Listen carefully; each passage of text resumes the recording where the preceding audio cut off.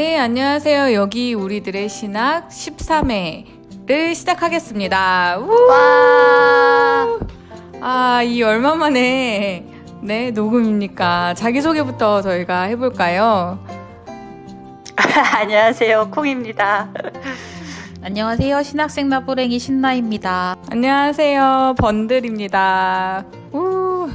저희가 녹음은 거의 한 6주 만에 하는 것 같은데요. 방송 올린 거는 한 달 만이고. 어느새 잊혀졌어. 팟캐스트 들어가서 확인해보고 순위 보고 이런 활동이 잊혀진 활동이 돼버렸습니다. 네, 굉장히 빠르게 여기 어떤 팟캐스트의 하나의 폐허로 남을 수 있겠다는 그런 그 위협감이라고 해야 될까요? 그런 것들이 엄습해서 급하게 근황 토크로 다시 13회에 한 편 올려보기로 하고 저희가 모였습니다. 오늘 날씨가 되게 좋아서 마치 이제 봄이 다시 시작되는 것 같은데 사실 지금은 10월 중순인가요? 네, 10월 중순이고요. 여러분은 이 방송을 10월 달에 봄 같은 방송을 듣고 계십니다. 너무 오랜만에 해가지고 다시 봄 같아. 반팔 입고 했던 것 같은데 저번 맞아, 반팔에 아이스 커피와 그리고 이제 그게 있었죠. 에어컨을 틀었었죠. 맞아. 맞습니다. 더 이상 저희가 에어컨을 틀 필요가 없는. 오늘은 근황 토크로 하는데 이제 몇 가지 꼭지를 정해서 하려고 해요. 그래서 저희가 그동안 다녀왔던 어떤 행사들이 몇 가지가 있었는데 그 행사들에 대한 어떤 소감이랑 뒤에 그 호구의 일상이라고 해서 저희가 살아가면서 호구가 되지 않기 위해서 노력하고 있는데 그럼에도 불구하고 호구였던 그런 그 장면들을 돌아보면서 왜 그랬을까를 반성해보는 그런 이야기로 엮어보려고 합니다. 좋습니다. 무엇부터 그럼 시작해볼까요? 저는 그 번들님이 저번에 최근에 네. 다녀오셨잖아요. 네. 교회 학교의 페미니즘을이라고 해서 교회를 바꾸는 사람들 기독교 반성폭력 센터에서 네. 진행한 그 세미나? 세미나에 다녀오셨습니다. 가서 되게 재밌는 이야기를 많이 들었다고 하셨어요. 네. 일단은 현직 초등학교 선생님이 하는 그런 강연이었는데 서울시에서 지원하는 성평등 교육에 교육을 받고 또 하시는 것들을 나눠주셨는데 아이들을 현장에서 직접 가르치는 입장에서 불평등한 젠더 문제를 어떻게 해결까지는 아니고 어떻게 겪어나가고 있는지를 얘기를 해주셨어요. 그리고 실제로 학생들이 쓰는 어떤 표현법이라든지 또 이게 남학생, 여학생이 섞여 있으니까 다르게 생각하는 것들에 대해서 어떻게 얘기를 해야 되는지 그런 고민들도 같이 나눠주셔서 그거를 좀 들어볼 수 있었고 사실 그 선생님의 강의보다 저는 좀 강렬했던 게 그 기독교 반성폭력 센터에서 하는 젠더 스쿨을 받은 어떤 목사님의 얘기가 좀 더 강렬했던 것 같아요. 제가 아무래도 종교계에 종사하고 있어서 그런지 몰라도 50명 정도 성도가 있대요. 4살부터 뭐 어르신들까지 이렇게 전 세대가 섞여 있는 그런 50여 명의 교회인데 그 중에서 청소년 2명이 뭐랄까 커밍아웃을 해버렸대요. 뭐 어떻게 뭐 이렇게 얘기할 틈도 없이 자신들의 어떤 정체성을 드러냈고 이거를 그냥 그 두 아이의 어떤 문제라고 생각을 하거나 배제를 한다거나 제재를 해야 될 것으로 생각하지 않고 이 목사님을 비롯해서 온 교인이 이 두 아이를 위해서 공부를 하기 시작한 거예요. 대단한 교회다. 진짜 좋은 교회인데요. 그쵸. 이게 2명이라니까 좀 이해가 되는 것 같아요. 그러니까 둘은 분명히 커뮤니케이션을 했을 거고 이게 혼자였으면 절대로 못했을 일을 둘이서는 그래도 서로 의지해서 할 수 있었던 것 같고 그 교회가 그래도 전체적인 그런 분위기가 받아들여질 거야라는 믿음이 있었으니까 또 커밍아웃을 했을 것 같네요. 그래서 이 목사님이 그것 때문에 젠더 스쿨을 듣게 된 거고 그 젠더 스쿨에서 듣는 내용으로 성도들과 함께 독서 모임 그런 뭐 성평등에 대한 독서들 막 되게 여러 가지를 하셨더라고요. 이번 연도에 막 촤촤촤촤 진행하셨고 심지어 교회 수련회까지도 그 주제로 대단하다. 하셔서 수련회 사진을 이제 흐릿하게 해주셔서 보이는데 막 애들이 익살스럽게 그 무지개색 먼지털이 이렇게 들고 막 찍고 전 세대 어린아이부터 어르신들까지 있는 그런 사진이 보여가지고 굉장히 인상 깊었어요. 그래가지고 목사님이 하시는 말이 어르신들은 책 모임도 그렇고 수련회도 그렇고 심기가 불편한 게 있긴 하다. 하지만 자기들이 좀 입방정을 떨지 않았으면 좋겠고 몰라서 오는 입방정을 떨어서 애들한테 상처를 주지 않았으면 좋겠고 그래서 내가 배워야 되겠다 이런 자세가 있으시다 그래가지고 대단하신 분들이다 진짜. 그런 어르신들이 있다는 거 자체가 너무 그러니까 저 요새 기독교 공동체에 아주 회의적이잖아요. 그런데 네. 이런 이야기를 들으니까 와 진짜 대단한데요. 네, 그래서 물론 이게 서술이 되는 게 목사님의 관점이니까 또 한편으로 내가 또 목사님의 관점으로 너무 이게 막 쫙쫙 빨아들여서 감탄을 하는 건가 이런 생각도 들긴 했지만 어쨌든 대단하다. 그 얘기를 들어보면 이제 그게 연령이 다양한 교회 안에서 어르신들이 그거를 받아들인다는 거는 쉬운 일, 그러니까 우리의 어떤 고정관념 안에서는 절대로 못 받아들일 것 같은데 그 교회의 리더인 목사가 그러니까 열린 사고를 가지고 내가 모른다, 배워야 된다라는 생각을 먼저 가진 거잖아요.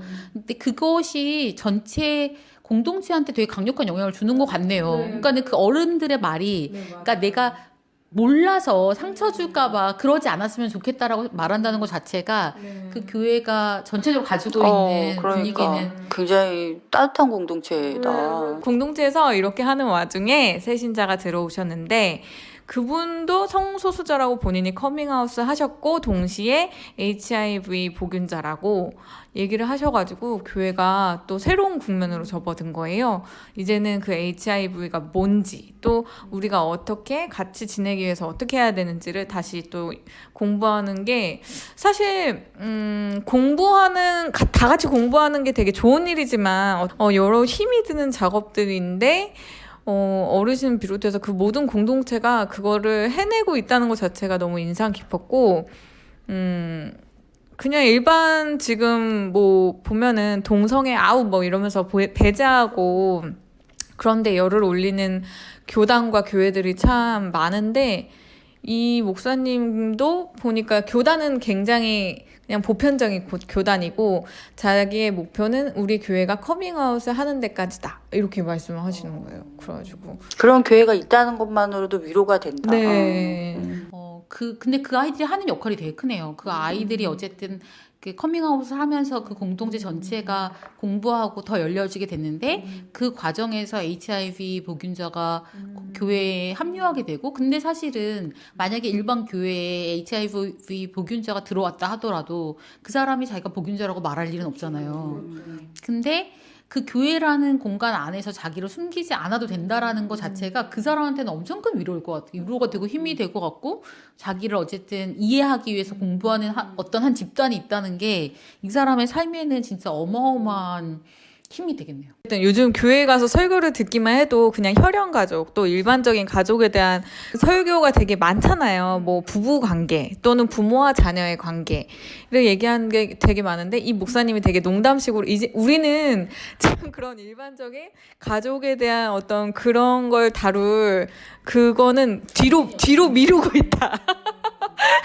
우리는 지금 그 부분은 저 멀리 뒤로 미루고 있고 일단은 이거를 온 교인이 같이 알아가고 있다. 그러니까 이렇게 어떤 50명 되는 공동체에 굉장히 절대절명의 어떤 과제가 떨어지고 그걸 통해서 이 교회가 성장해 나가는 모습을 보는 건 되게 흥미롭네요. 요즘 이제 그 번들님이랑 같이 설교 듣고 있는데 한 교회에 가서 그러니까 모든 사람들의 일상이 마치 굉장히 평화롭고 별 큰 문제 없이 잘 살고 있는 것처럼 보여요. 저한테는.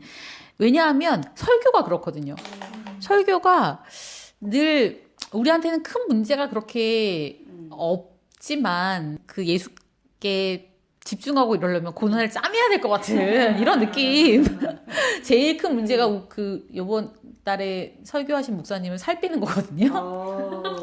그러니까 이런, 그러니까 그래, 물론 고민은 고민이다. 네, 이제 그런 물론 저도 고민이죠. 물론 저도 고민인데, 그러니까 일상에서 고민하고 염려해야 될 것이 그 이상으로 나가지 않는 분들의 어떤 삶을 바라보는 관점이라는 거는 그냥 제 입장에서 볼 때는 너무 지루하다고 느껴질 때가 많이 있어요. 근데 여기 가면 되게 익사이딩할 것 같긴 하네요. 그러니까요. 그러니까 실질적으로 정말로 어려움을 겪고 있는 그런 이웃을 가지고 있지 않은 사람들은 대부분 설교를 할 때 특히나 이제 그런 50대 아니면 50대 후반 60대의 그 남성 설교자들은 나름대로 안정된 삶의 기반을 가지고 있거든요. 그러니까는 성도님들도 그렇고. 그 설교가 너무 추상적이야. 너무 그냥 추상적이고. 위로, 감성 위로가 대부분. 근데 감성 위로도 그런 설교에서는 잘 못 받는 것 같아요, 저는. 그러니까 너무 추상적인 단어들의 나열. 근데 거기서 무엇을 얻을 수 있을까? 사실 그 딱 밑에 한 뭐 진짜 20대, 뭐 20대, 30대 그 세대로만 내려가도 삶이란 건 되게 치열하고 아직도 아무런 기반도 갖춰지지 않았고 그런 데서 오는 어떤 그런 굴욕적인 그런 순간들을 매번 겪고 이겨내야 되고 막 이런 그 상황들을 가지고 있는 사람들 뭐 예를 들면 이런 그러니까 그 양주 교회에 이런 분들은 더군다나 그런 경험들이 더 많겠지만 대부분의 사람들이 겪고 있는 것조차도 공감되지 못할 때가 너무 많은 것 같긴 해요. 그래서 재미가 없어요. 좋은 단어들의 나열이 있다. 근데 그 좋은 단어들 너무 많이 들어본 거야. 고매한 인격을 위한 단어들. 근데 너무 많이 쓰여진 단어들은 그 가치를 잃잖아요. 그래서 되게 지루하다. 좀 안 지루한 설교는 어떻게 하는 걸까? 뭐 이런 고민도 좀 되긴 합니다, 요즘. 네, 그 다음 행사로 넘어갈까요? 아니면 더? 아니요, 저는 끝이고요. 그 다음 행사 저희가 갔던 행사는 시상식이었습니다. 아. 네, 시상식이었는데 이게 이제 그 여성주의 설교 대회라는 거를 감리교 여성지도력 개발원이랑 감신대 총력에서 같이 이제 주최해가지고 그 열었었는데 이제 거기에서 제가 상을 받았어요. 축하합니다. 목격했습니다. 어떠셨어요? 거기서도 사실 시상식보다 행사라 그래야 되나? 식전 행사. 네, 식전 행사가 너무 인상이 깊어가지고 계속 감탄을 하면서 봤던 것 같아요. 들어갔는데 거진 다 여성분들. 그러니까 지도자들이 다 여성이니까 여성분들이 되게 많았고 연령이 거의 한 80 되신 분들도 꽤 많았던 것 같아요. 그러니까 이제 그날에 그 대표가 바뀌는 날이었던 것 같아요. 그래서 이제 이취임식이 있었고 그 전에 그 원로들이 다 오신 거죠. 근데 그 원로들이 너무 멋있다는 생각이 들었어요. 근데 그 식전 행사를 그분들이 꾸미시는 거예요. 그래서 그분들이 이제 젊었을 때 거기에서 진짜 한가닥 하셨던 분들이 모여가지고 성악 학원을 다니신대요. 그래서 두 분이 성악을 노래를 부르셨는데 물론 프로페셔널 하진 않죠. 근데 그렇게 나오셔가지고 거기에서 같이 즐길 수 있는 장을 만든다는 것도 너무 좋았고 하여튼 그 행사가 전반적으로 엄숙함? 이런 것들은 없었어요. 이런 게 없는 게 너무 좋았던 것 같아요. 그러니까 제가 경험했던 다른 이제 뭐 학교 행사라든가 이런 거에서는 뭐 전문 용어로 뽀대가 나는 게 되게 중요하고 그래서 어떻게 하면 그 뽀대를 나게 만들까에 포커스를 맞춘다고 생각이 많이 들거든요. 그러니까 되게 경건하고 막 그 어쨌든 되게 불필요하게 전문가들 세우고 막 이런 것들을 많이 봤던 것 같은데 여기는 거긴 1도 관심이 없구나. 근데 그게 왜 이렇게 신선하지? 전문성의 어떤 냄새를 풍긴다는 게 그렇게 중요한 문제가 아닐 수 있잖아요. 근데 그거에 대해서 그 뭔가 가지고 있었던 고정관념을 깨주는 게 되게 통쾌했던 그런 장면들이 많았고 막 기독교 행사인데 근데 뭐 트로트 나오고 그런 것들도 저는 되게 재밌었어요. 선배인 그 나이가 있으신 분들이 했던 일들을 그 뒤를 따르는 사람들이 굉장히 존중하는 느낌이 들었어요. 뭐, 그분들이 또 막 어떤 눈에 보이는 것보다 훨씬 어려운 현장들에 직접 가서 운동하는 언니들. 그 언니들이라고 표현을 하더라고요. 우리 언니들의 막 그런 업적을 기리는 그런, 그런 것들도 많이 봤고. 그리고 저 이번에 알게 됐던 게, 그러니까 거기서 어떤 분이 감리교 여성 지도력 개발원의 어떤 역사를 개사해서 트로트에다 붙여서 부르셨는데, 근데 여기가 이제 노동운동이나 여성운동의 어떤 현장운동 중요한 부분을 차지하고 있는 곳이라는 것도 저는 이번에 처음 알게 됐어요. 예배를 드리거나 찬양을 하거나 이런 거에 있어서도 포커스가 여성에 맞춰져 있는 거예요. 그래서 이제 성경에서 여성에 대해서 어떻게 말하고 있는지에 대해서 모순된 그런 그 성경 구절들을 이제 PPT로 띄우면서 이렇게 그 찬양으로 이어나가는 장면이 있었는데, 거기서 번들림 우셨고 저는 어금니 깎게 물었습니다. 나는 그런 눈물 잘 흘리는 민중이 되지 않겠어.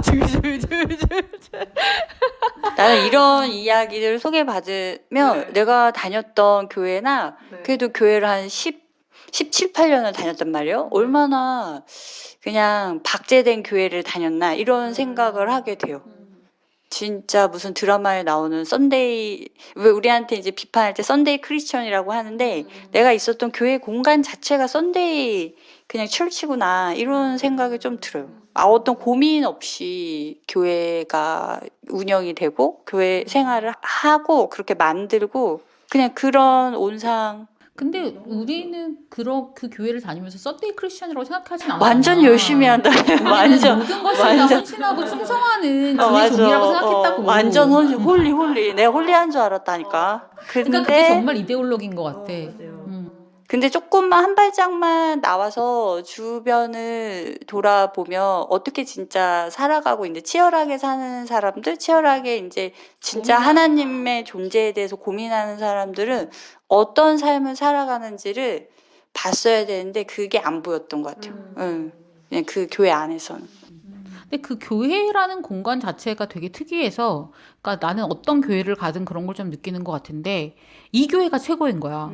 그러니까 그 교회에 다니는 성도들은 그 교회가 최고야. 그 교회 바깥으로 나갈 필요가 없어. 라는 생각을 전체적으로 가지고 있다라는 생각이 들고, 근데 이제 우리가 경험했던 교회 경험에서는 그게 얼마나 큰 오류인가를 우리가 뼈저리게 느꼈기 때문에 그러지 않으려는 저항감이 되게 큰 거고, 교회에서 체육대회가 있었거든요. 근데 체육대회 영상 되게 귀엽고 좋았는데 거기에 어떤 자막이 딱 나한테 꽂혔는데, 하나님이 사랑하시는 교회라는 자막을 넣은 거예요. 근데 그런 것들이 좀 불편하다. 그러니까 하나님이 사랑하시는지는, 물론 하나님이 사랑하시겠죠. 모든 사람을 사랑하시겠죠. 근데 하나님이 우리를 사랑하신다라는 것이 그 교회 안에서는 엄청 큰 자부심이고, 뭔가 어떤 일을 하는 데 있어서의 그 윤리적 기반이라고 해야 되나? 어떤 동력이 되잖아요. 근데 그렇게 함부로 사용하면 안 될 것 같은 그런 단어. 근데 나도 되게 많이 들어봤고, 그것이 나에게 내 신앙생활을 하거나 아니면 목사가 시키는 일을 하는 데 있어서 동력으로 작용을 했단 말이야. 그러니까는 그런 단어들에 대해서 좀 뭐 이런, 그러니까 그거를 어떤 한 집단에 규정할 수 있는 표현인가에 대해서, 물론 이제 그거를 쓰신 분은 우리 교회만 사랑해라는 뜻으로 쓴 건 아닐 수도 있지만, 그거를 이제 어떤 영상으로 만들어가지고 교회에서 공유할 때는 그런 인상을 줄 수는 있잖아요. 그래서 그런 거 좀, 네, 걸렸는데, 어쨌든 다시 이제 감리교 여성지도 개발원에 거기로 돌아가면, 거기서 또 제가 느꼈던 거는, 그러니까 제가 지금 다니는 학교에서 어떤 여성의 시각으로 성경을 본다던가 다른 방식으로 보는 것, 다른 방식으로 얘기하는 것에 대해서는 엄청난 저항이 있어요. 그 저항을 내가 뚫고 나가는 게 늘 되게 힘들다라는 생각이 들고, 뭐 저와 이제 대화 상대가 돼주는 신학 꼬꼬마라고 있어요. 신꼬님. 신꼬님이 네가 말하는 게 이런 면에서 논리적으로 문제가 있어 라는 얘기를 할 때 인정하는 부분도 있지만 나 이런 저항에 부딪히지 않고 한번 얘기해봤으면 좋겠다. 이런 생각이 들 때도 있어요. 왜냐하면 그 반박에 대해서 내가 아직 충분한 논리를 가지고 있지 못한데 그 신꼬님이 가지고 있는 생각은 되게 기독교가 보편적으로 가지고 있는 생각인 거예요. 오랫동안 논리를 갖추게 된 언어들을 사용을 하는데 나는 그렇지 못하단 말이에요. 그거에서 되게 답답함을 느끼는데 그 행사에 가서는 난 여기서는 아무 말이나 해도 되겠구나. 다 맞다고 해주겠구나. 이런 그런 좀 속 시원함을 느꼈어요.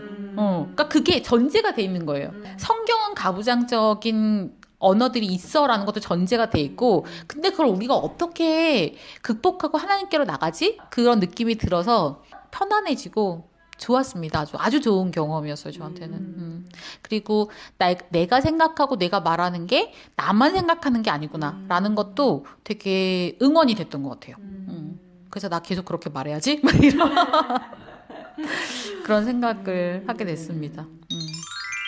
그 다음 꼭지는 호구예요. 네. 요즘 호구라는 말이 저도 꽂혀 있는데, 콩님께서 바로 며칠 전에 호구가 되었던 경험을 공유해 주셔서, 그럼 오늘 방송에서는 호구 꼭지로 콩님의 그 경험과 신나의 경험을 같이 얘기해보면 좋지 않을까? 이런 생각이 들어서. 저는 이제 신나님은 아시겠지만 전 나름 엄청 호구의 역사가 굉장히 오래된 사람인데 그리고 저희 주변 사람들은 다 제가 호구의 이 DNA를 강하게 가지고 있다는 걸 아는데 이제 제가 교회가 한번 무너지는 경험을 겪으면서 그 안에서 이렇게 된 것은 내가 비판적 사고를 하지 못하기 때문이야 라는 그런 결론도 굉장히 저한테 각인이 됐어요. 그래서 나 진짜 비판적 사고를 해야 돼. 그렇지 못했기 때문에 내가 이런 신앙을 갖게 됐고 내 삶에서 내가 나쁜 선택을 많이 했어. 이런 생각을 했어요. 그래서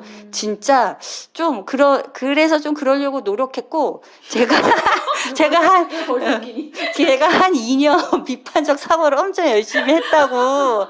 2년이면 충분했어. 좀 자랑도 많이 하고 그런 쪽에 사회학 책도 읽고 저랑 이제 친한 그 언니랑 이제 퇴근을 같이 하면서 제가 읽은 사회학 책 얘기를 하는 걸 좋아해요. 이런 거 깨달았어. 비판적으로 사고해야 돼. 맨날 이러거든요, 제가. 그런데 문제는 얼마 전에 저희 사무실에 녹즙 아주머니가 오셨어요. 녹즙 아주머니가 오셨는데 진짜 말씀을 너무 잘하시는 거예요. 진짜 꼭 먹어야지 내가 60까지 잘 살 수 있을 것 같아. 그래서 신청서를 썼어요.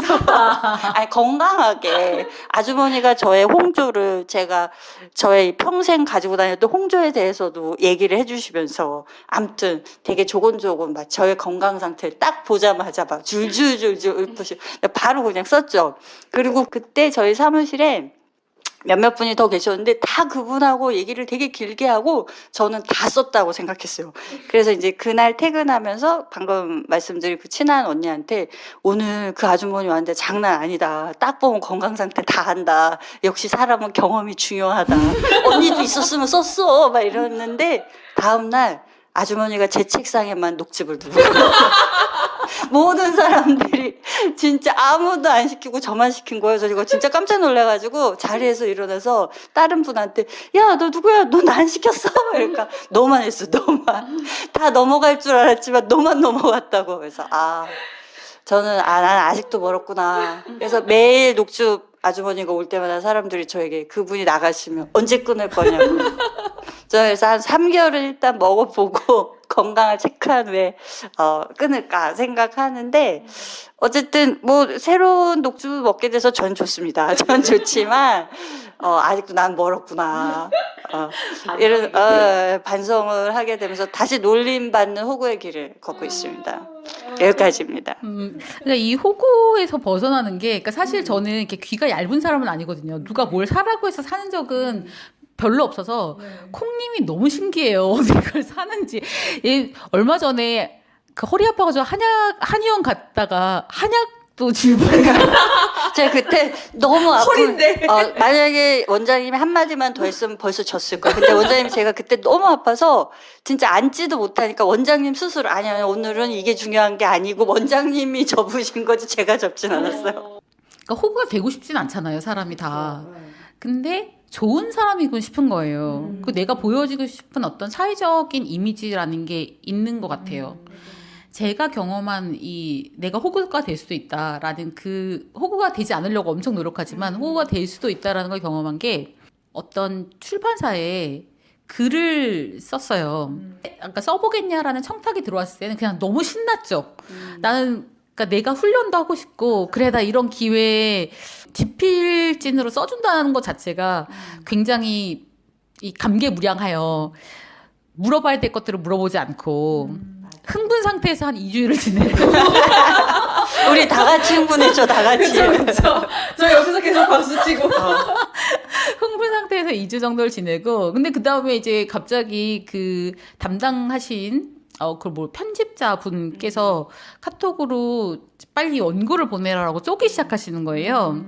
근데 저는 이 원고의 마감에 대해서 굉장히 잘못 이해를 하고 있어가지고 잡지에 글을 쓰는 건데 내년도 나오는 거라서 뭐 연말에 쓰는 건 줄 알았어요. 그랬더니 10월 초까지 줘야 된다는 거예요. 그래가지고 정말 한 2주는 또 정신없이 글을 쓰고 막 괴로워하고 막 거의 뭐 글을 쓴 시간과 그거를 생각한 시간은 수십 시간이 될 거란 말이에요. 그래서 녹음을 못한 겁니다, 여러분. 그러느라. 그렇죠. 근데 이제 그거를 마무리해가지고 보내고 나서 그러고 나서 물어봤어요. 원고료는 어떻게 되나요? 제가 맨날 얼마 준대? 맨날 물어보길래 전화 통화할 때마다 얼마 준대? 제일 궁금했는데. 근데 나는 그 와중에 또 어떤 생각까지 했냐면 이거 설마 혹시 무료인가? 내가 이걸 미리 물어봤어야 되는데 또 당연히 그 원고를 준다고 생각을 했고 그래서 그것도 너무 좋았죠. 원고를 받는다는 것도 너무 좋았는데 근데 원고에 대한 말이 한마디도 없는 거예요. 그러니까 이제 그 중간에 그 회사까지 가가지고 뭔가 회의도 참여하고 어떻게 써야 한다라는 충고도 듣고 여러 가지 머릿속에 뭔가 생각이 복잡한데 이 와중에서 돈 얘기는 한 번도 나오지 않은 거죠. 가장 중요한 얘기를 그렇게 안 하네요. 그래서 나쁜 버릇이다. 너무 고민이 되는 거예요. 근데 이제 이게 기독교 바닥이잖아요. 그러니까 기독교에서 뭔가 더 돈에 대해서 얘기를 한다는 게 더 어려울 수 있구나. 근데 솔직히 저는 이제 거기에 그렇게 얽매여 있는 사람은 아니거든요. 내가 어떤 사람으로 보여야 된다라는 거에 그러니까 많은 사람이 아님에도 불구하고 카톡을 보낼 때 너무 그런데 저 혹시나 제가 아무런 정보도 가지고 있지 못한데 이 원고에 대해서 원고료 등등의 정보를 주셨으면 좋겠어요. 내가 궁금한 건 사실 원고료밖에 없는데 등등을 붙이는 거지. 난 딴 것도 궁금해. 을의 자존심이야, 을의 자존심. 원고료 등등의 정보를 주셨으면 좋겠습니다. 이렇게 보냈어요. 근데 답이 원고의 질에 따라서 값을 다르게 준다는 거예요.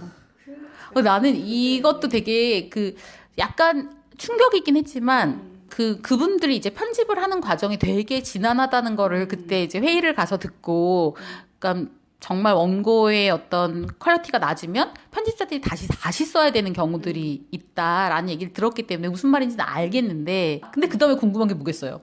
난 얼마 줄 건가? 그럼 나의 퀄리티는 뭔가가 너무 궁금하잖아요. 그래서 제가 또 꾹 참고 모든 것을 다 내려놓고 그러면 저의 원고는 어떻게 생각하시나요? 라고 보냈단 말이에요. 그랬더니 이제 그분이 자 당신께서 다른 걸 편집 중이니 이거 끝나고 나면 읽고 말씀드리겠습니다. 라고 했는데 그 뒤로 한 열흘은 지난 것 같아요. 그러니까 이거 상도덕이 없는 거지 기다리는 사람인데 갑들이란. 그래서 그러니까 이제 그렇게 생각하지 않으려고 노력은 해요. 그러니까 거기에 매달리지 않아야겠다 1번. 그다음에 그 사람은 그 사람 나름대로 바쁘니까 내가 제일 너 그렇게 생각하지 마. 왜 그렇게 배려해주지 이해해주려고 마. 그러는 거예요? 너. 네. 그래서 이런 식으로 호구가 될 수 있겠구나. 근데 이거를 제가 얼마 전에 이제 팟캐스트를 듣다가 이거하고 관련된 이제 그 심리학자가 쓴 글, 뭐 차라리 이기적으로 살 걸 그랬습니다라는 책에 대한 팟캐스트를 들었는데, 근데 거기에서 이제 요조 씨가 그런 얘기를 하는 거예요. 자기도 호구의 역사가 길다. 그러면서 예술가들 사이에서도 그거 얼마예요? 라는 걸 물어보는 게 너무 힘들대요. 사람들의 도움을 받아서 제가 어떻게 그거를 극복해 가는지에 대해서 쓴 뭐 책이 있다고 하더라고요. 어떤 임경성 작가라는 분이랑 같이 쓴 책도 있고, 근데 거기에서 어떻게 그 페이를 협상하는가 뭐 이런 건데, 그러니까 대부분의 사람들이 뭐 요조 같은 사람도 어떤 작업이 부탁이 들어오면 그 장강명 씨도 그런 얘기를 하더라고요. 그러니까 구구절절히 자기들의 사정을 얘기를 한대요. 근데 얼마인지 얘기 안 한대. 맞아. 그리고 근데 그 상대방이, 그러니까 요청을 하는 사람이 얼마인지 얘기를 하기 전까지는 내가 얼마냐고 물어보긴 너무 민망한 거죠. 우리나라 사회가 약간 돈에 대해서, 그러니까 다 돈이 중심이면서 돈에 대해서 얘기하긴 너무 어려운 분위기잖아. 아니 멜로가 체질에서 못 봤어요. 그 작가님 저희랑 일하시죠 하니까 그 나레이션이 그래서 나는 어른의 언어로 물었다. 얼마 줄 거예요? 이렇게. 그러니까 그런 멜로가 체질, 내가 항상 EBS 같다 그러면서 거기서 나오는 건 다 교육이야. 근데 멜로가 체질도 그렇고 그런 최근에 들었던 팟캐스트의 방송이 저한테 좀 용기를 줬던 것 같아요. 그러니까 아니었으면 나도 못 물어봤겠구나. 이거 물어보는 게 정말, 그러니까 한참 사실은 처음부터 궁금했어. 그러니까 2주간의 그런 흥분 상태가 지나고 나서는 그럼 얼마 주는 거지? 그리고 내가 그 원고를 쓸 때까지 막 진짜 그야말로 개고생, 좋은 순간도 있지만 이게 떠오르지 않고 초조하고 막 마감일 닥쳐오고 난 이 마감일에 어떤 부담을 이겨낼 수 있을까 이런 정도로 막 뭔가 생활이 엉망이 되는 이걸 경험하면서 사실 계속 내내 궁금했는데 맨 처음에 소식 들었을 때, 이제 그 신나님이 이렇게 작가로 성공하면 노후는 거기 사무실이다. 이렇게 생각하다가, 신나님하고 그쪽 편집업자하고 얘기한 다음에 신나님이 제일 처음 하신 말씀이 이걸로 부자 되긴 힘들 것 같다. 너는 또 다시 생각해봐야겠다. 막 이런 거죠. 좋은 사람이 어떤 사람이 좋은 사람이냐, 분명한 사람이 좋은 사람이다. 근데 그 말이 정말 맞는 것 같아요. 그러니까 우리가 어차피 그러니까 기독교도 자본주의 사회에서 살아가는 거랑 다르지 않은데, 근데 뭐 종교라는 이름으로, 뭐 요조씨 같은 경우는 예술이라는 이름으로 그렇게 돈 얘기를 하는 거를 민망하게 만들고 하는 거 너무 이상하다고 생각하고, 만약에 제가 어떤 그런 청탁한 입장이 되면은 그거 반드시 얘기해야 되는 거. 그러니까 나는 여기까지 줄 수 있다. 라는 이야기가 있어야 되고, 그리고 거기에서 협상이 돼야 되는 거잖아요. 나는 이런 말도 되게 싫어하거든. 그러니까 누구누구 씨 뭐 시간 돼요? 라는 말 되게 싫어하거든요. 뭐 어떤 맥락에서요? 그러니까 그날 뭐예요? 시간 돼요? 라고 물어보는 게, 그러니까 나는 그 전에 용건이 있었으면 좋겠어.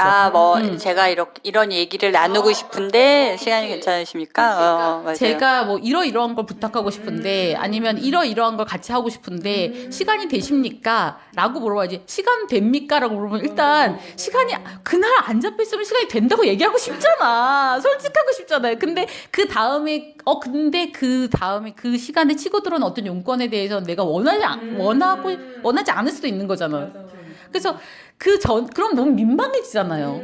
화법이라는 게 뭔가 이제 그 사람에게 충분한 정보를 주고 선택할 수 있게 해주는 화법을 좋아하는데, 지금 요 출판사와의 화법에서도 제가 너무 어려움을 겪는 게 졌어. 1대 0이야. 이미 졌어. 이러다가 호구가 되는 거구나. 근데 이제 앞으로 그러니까 이런 뭐랄까, 제가 선택하는 길이 이제 이런 식의 프리랜서의 길일 가능성이 굉장히 큰데, 그럴 때 이게 되게 중요하겠다는 생각은 이제 좀 요번에 근데 그거를 내가 너무 힘들어해. 얼마인지 너무 알고 싶어. 그러니까 내가 거기에 초연한 사람이 상관이 없어요. 어떻게 표현할 수가 있어요? 거기에 너무 관심이 많은데. 생계인데 사람이 그게 제일 그렇죠. 궁금하지. 노동에 대한 가치를 먼저 얘기를 해줘야 되는 거잖아요. 하나도 괜찮지 않습니다를 읽다가 하나도 괜찮지 않습니다의 작가님이 오차노 님인데 치명적인 오타를 발견했어요. 네. 페이스북에 끄적이며라고 해야 되는데 글적이며라고 찬호님. 그 좀 수정해 주세요. 그거 보고 미치는 줄 알았어요. 그렇구나. 아 근데 거기서 내가 되게 인상 깊었던 게 이제 이 사람도 보따리 장수잖아요. 근데 K대 교수라는 사람이 나와요. 아마도 고려대거나 아니면 그럴 것 경희대거나 같아요. 둘 중에 하나일 것 같은데 그 사람이 이제 오찬호 씨한테 당신이 이번에 책을 새로 냈으니까 한번 와서 강연해라 뭐 이런 식으로 얘기를 한 거예요. 근데 오찬호 씨는 그러니까 뭔가 당연히 배려라고 생각했고 강연을 하면은 거기에 대한 대가가 있을 거라고 생각했는데 근데 그 전까지 얘기를 안 하는 거죠. 그러니까 근데 이 사람도 못 물어보는 거야. 그런 사이가 아니니까. 그치, 거기는 나름 교수고 자기는 그리고 어쨌든. 기회를 준다는 식으로 얘기를 하니까 거기에 대해서 한 번도 강의료에 대해서 뭐 높진 않더라도 그냥 평균적으로 형성되어 있는 가격이 있으니까 그 정도 주겠거니 하고 진짜 땀을 빨리며 한여름에 갔더니 한 타임인 줄 알았는데 두 타임 100분짜리 수업이었고 애들이 당신 책을 다 읽었다 당신 저자에 대해서 듣고 싶어 한다 해서 갔는데 애들은 아무 관심이 없고 자기네 과제하고 있고 꾸역꾸역 강의를 마치고 났더니 조교가 들어오더라. 근데 조교가 들고 있는 저 흰 종이 분명히 나의 그 강의료 사인하라고 가져온 계약서 종이일 거야 라고 생각했는데 그게 아니었고 그 사람이 그 단상에 서가지고 애들한테 하는 말이 자 여러분 강사님께 오늘 강의료도 못 드리는데 빨리 독후감 내라고 그랬다는 거예요. 그래서 내가 정말 양아치야. 정말 쌍욕이 자기 수업을 때우게 한 시기인 거예요. 그러니까 호구가 있는 사람은 호구가 안 되는 것 같아. 맞아요. 근데 없는 사람들, 절박한 사람들이 호구가 되는 거예요. 성격의 문제라기보다는 상황의 문제죠. 그러니까. 네, 상황. 그러니까 절박하면 호구가 되니까 절박하지 말아야지. 내가 상황이 어떻더라도 절박하지 않아야 된다라는 게 좀 그 책을 읽으면서도 그다음에 내가 요번에 이제 그 글 쓰는 과정에서 그 출판사와의 처음 그런 경험을 하면서도 그런 생각 좀 하게 됐던 것 같아요. 저는 제가 한참 호구 지수가 제일 높았을 때는 제가 있는 공간에서 일 잘하는 사람, 좋은 사람이라는 인정을 받고 싶은 마음이 충만했을 때, 그러니까 뭐든 싹싹하니 막 잘하고 열심히 하려고 하니까 일 부리기가 쉬운 거예요. 그때 호구 지수가 제일 높았던 것 같고, 그리고 나서 어느 순간 화가 나서 막 나갔더니 이제 그런 취급을 안 받게 되더라고요. 그래서 약간 상황적으로 사실 제가 있는 직장이 어떤 직급이라는 게 딱히 없는 직장이라 누군가가 저를 호구로 부릴 상황이 제가 원하지 않으면 안 생기거든요. 근데 스스로 인정받고 싶고 내가 여기서 좋은 사람이고 싶으면 스스로 저는 인자가 있어가지고 스스로 자꾸 호구가 되는 거예요. 격렬하게 이걸 거부해야 되는데 어렵더라고요. 어려워. 네. 그러니까 나도 요번에 그러니까 그 카톡 문자 하나도 되게 고민을 해서 쓰면서 내가 느꼈던 게 나는 호구도 되고 싶지 않지만 나쁜 사람도 되고 싶지 않구나. 그러니까 내가 이렇게 씀으로써 그 사람들이 나를 어떻게 인식할 것인가에 대한 걱정, 염려를 내가 하는구나라는 생각이 들었어요. 근데 이제 많은 심리학이나 아니면은 그런 뭐 사회학 책들에서 하는 얘기는 그딴 거 네가 미리 걱정하지 마라 뭐 이런 거거든요. 사회적으로 내가 되고 싶어 하는 사람 아니면 사회적인 뉘앙스 이런 것들이 미리 걱정하게 만드는 것 같긴 해요. 근데 또 기독교 바닥에서 저는 실제로 듣긴 했어요. 그러니까 자신들이 정확하게 어떤 그 가치에 대해서 얘기를 정확하게 하지 않고서는 이 사람이 먼저 막 그래서 이거는 얼마인데요? 물어보면은 저 사람 굉장히 돈을 밝히네. 혹은 뭐라더라? 되게 노골적이네. 이렇게 말을 하는 거를 옆에서 들으면서 아니 이게 앞뒤가 잘못된 거 아닌가. 이 사람이 되게 정확하게 물은 건데 그거에 뭔가 노골적이고 돈을 밝히는 사람으로 치부가 쉽게 돼버리는 게 참 이 기독교 바닥이 참 그렇다. 네.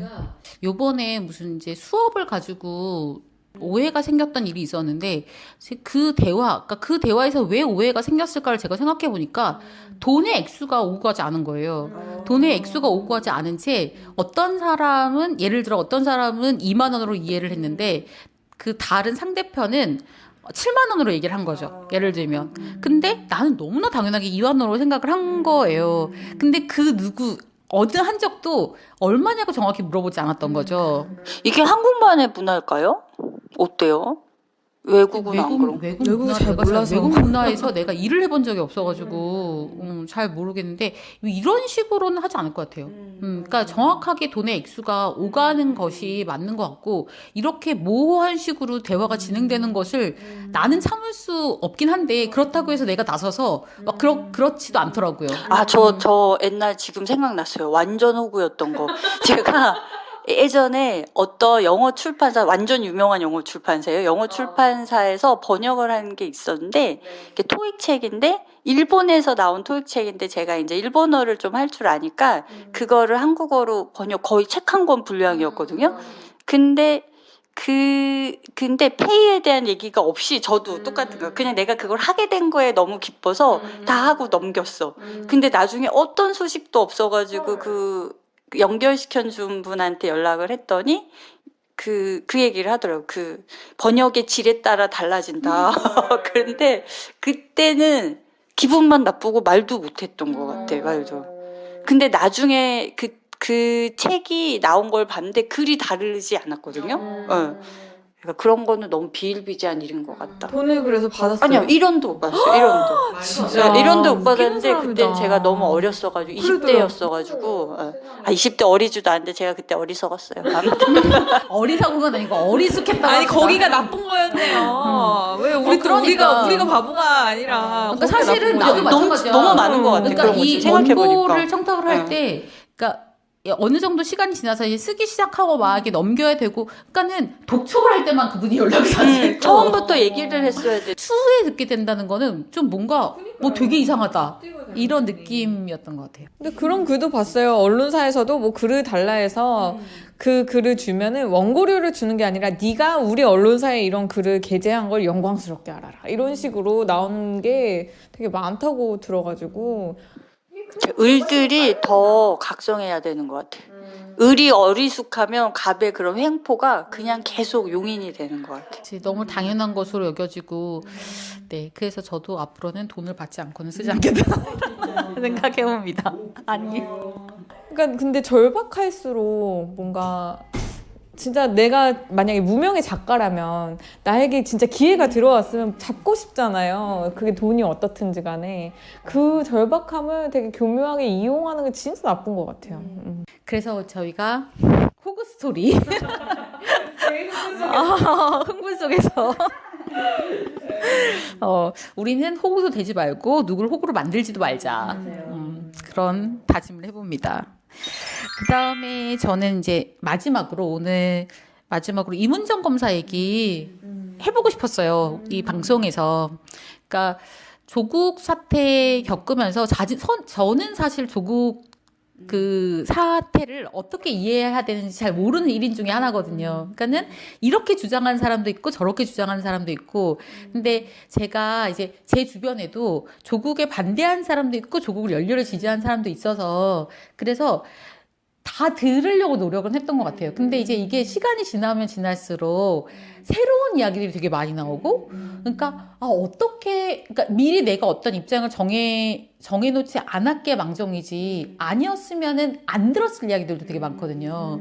그러니까 그런 면에서는 배우게 된 것은 좀 있는 것 같아요. 그러니까 이게 언론에서 이야기하는 것들이 그 전에도 되게 많이 심했지만 다 진실은 아니죠. 그러니까 진실이 아닌 면이 너무나 많다라는 것도 알게 됐고 그 다음에 검찰이 얼마나 나쁜 사람들인가에 대해서는 분명히 알게 된 것 같아요. 그러니까 검찰이 어디까지 할 수 있는 사람들인가 그래서 정말 무서운 어디서는 사람들이구나. 이걸 조국 사태라고 부르면 안 되고 윤석열 사태라고 부르던가 검찰 사태라고 불러야 된다. 여기서 드러난 거는 진짜 검찰이 얼마나 잔인할 수 있는가. 그런 게 저도 여기서 저는 조국 전 장관이 잘했다, 옳았다, 그렇지 않았다를 얘기를 할 수는 없지만 검찰이 그렇게 한 거는 그건 명백히 그건 내가 만약에 그런 일을 당한다면 진짜 그러니까 중간에 그런 생각도 들었어요. 그러니까 사람들이 이제 그 서초동에 모였잖아요.